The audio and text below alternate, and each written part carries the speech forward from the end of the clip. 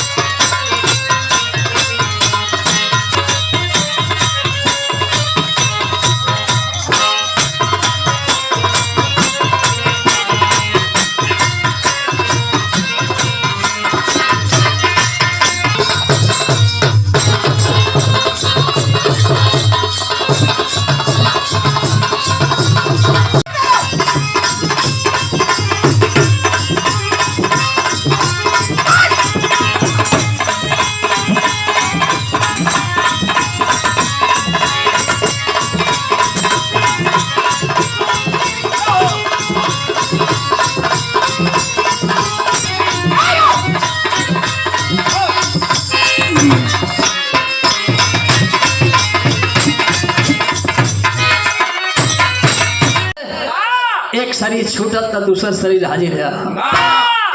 खैर उपस्थित लोगन का हम गायक देवनाथ यादव अबिरहा के बड़े ही अच्छी गायिका पूजा रानी जी मंच की ओर से आप सबकर अभिनंदन बंदन स्वागत करत हम गोड़ दे के प्रणाम करत बानी। में सच्ची श्रद्धांजलि अर्पित करते हुए मालिक से गुजारिश बा बाबूजी का आत्मा मालिक जहाँ कहीं भी रखले हो अच्छा स्थान दे। दंत्यापो ना सोसाइटी मारुता अच्छे देव अयम दाहो अयम कले देव असोस्य एवच नित्या सरो।